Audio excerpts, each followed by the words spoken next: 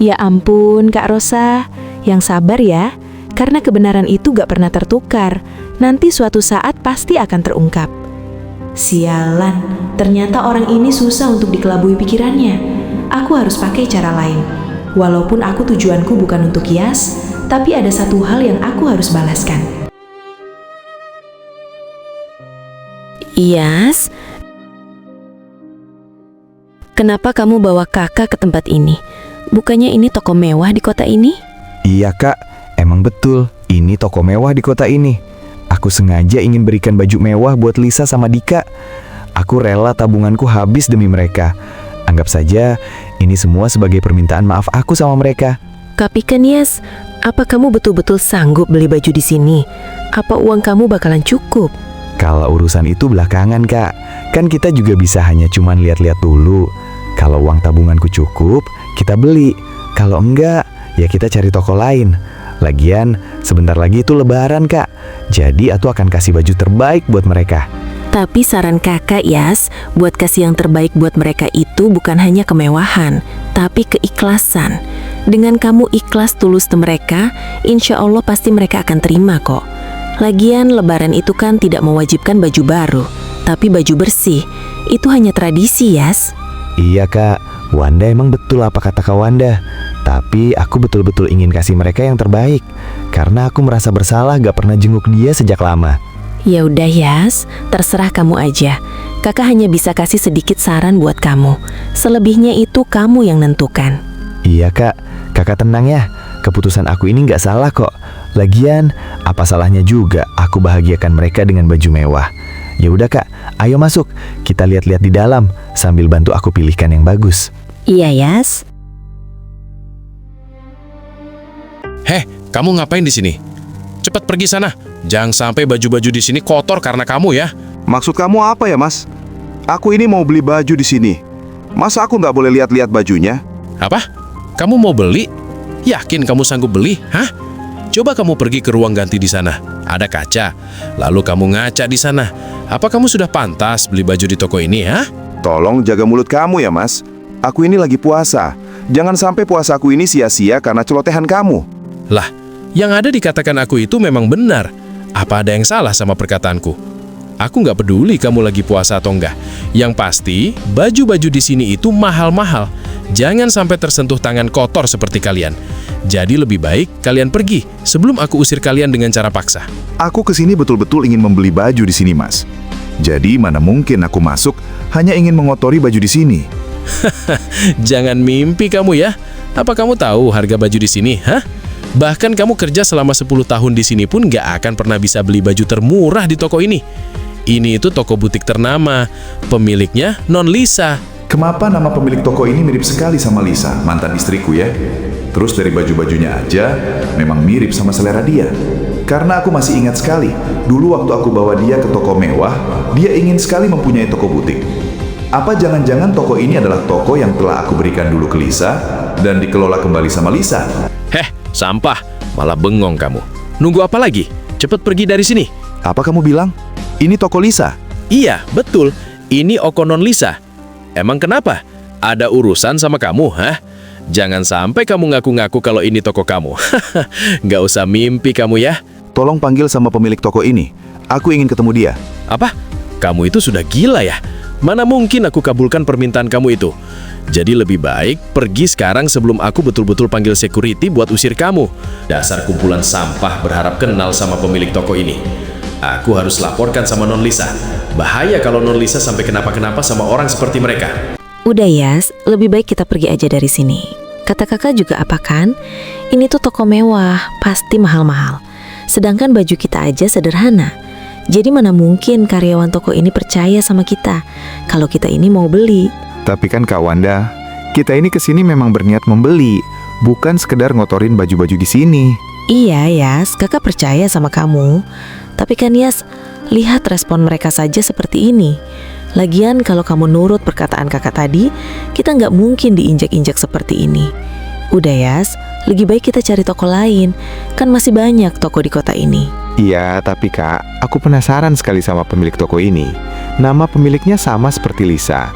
Terus dari model baju-bajunya itu, semua seleranya Lisa. Aku yakin sekali kalau toko ini adalah toko yang pernah aku berikan sama Lisa. Ya ampun, Yas. Kenapa kamu mikirnya sampai kejauhan seperti ini? Kakak tahu kamu ingin memberikan yang terbaik sama mantan istri kamu itu. Tapi kakak harap kamu jangan ngaco dalam berpikir.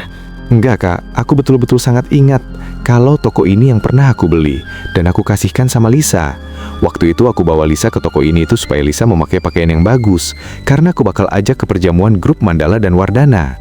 Waktu itu karyawan toko ini menghinaku. Lalu aku beli toko ini dalam waktu 5 menit.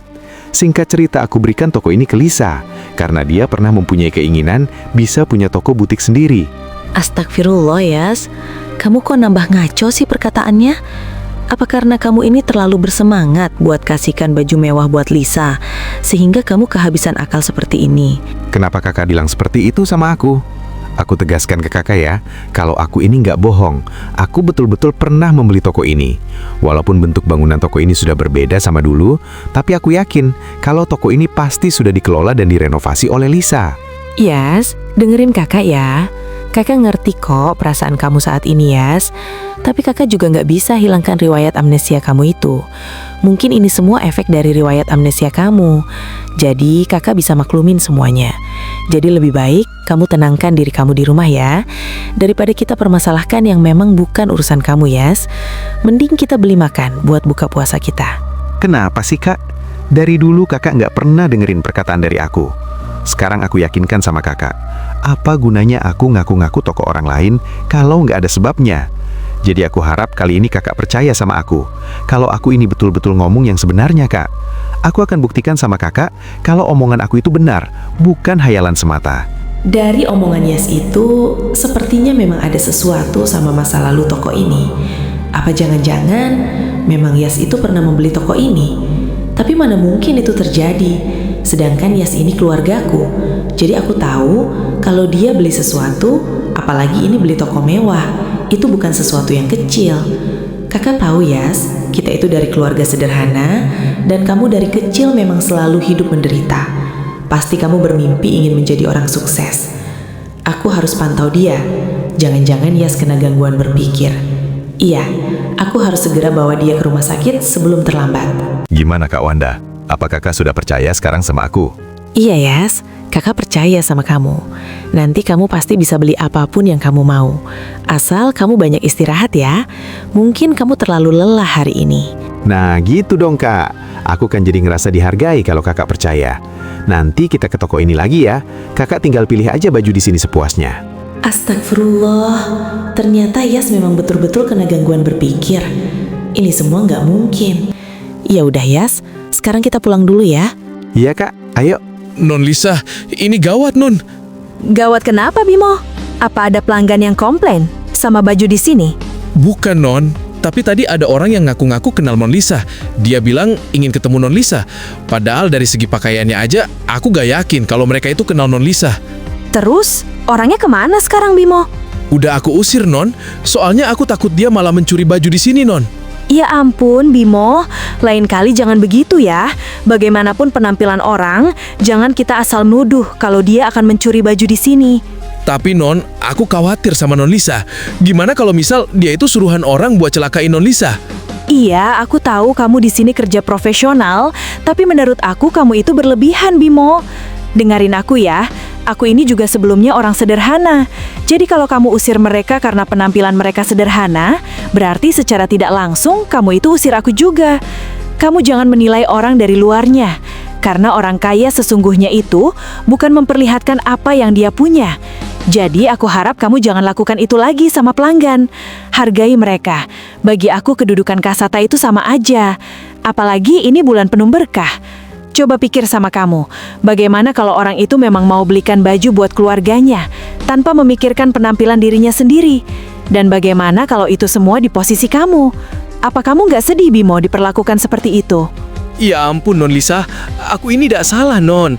Aku udah menjalankan aturan di toko ini, tapi kenapa aku disalahkan? Aku nggak pernah membuat aturan seperti itu, Bimo. Kalau urusan kamu curiga sama seseorang karena nggak percaya, lebih baik kamu ikutin dulu gerak-geriknya dia, daripada kamu asal nuduh seperti itu. Tapi Non, aku takut kalau baju-baju di toko ini jadi kotor. Kamu ini ya, Bimo, dengerin aku. Yang bikin kotor itu justru perkataan kamu ke pelanggan. Dengan cara kamu melayani pelanggan seperti itu, otomatis nama baik toko ini jadi kotor. Sekarang kamu turuti peraturan toko ini dengan baik kalau kamu masih ingin kerja di sini. Kalau kamu masih mengandalkan ego kamu yang angkuh, lebih baik keluar sekarang juga. Jadi mau pilih yang mana kamu, Bimo? Iya Non, maaf aku salah. Aku janji nggak bakalan ulangi lagi. Ya udah, kalau misalkan ada orang yang tadi datang lagi ke sini, hubungi aku. Biar aku yang layanin dia secara langsung. Aku anggap sebagai permintaan maaf pelayanan toko ini yang buruk. Iya Non.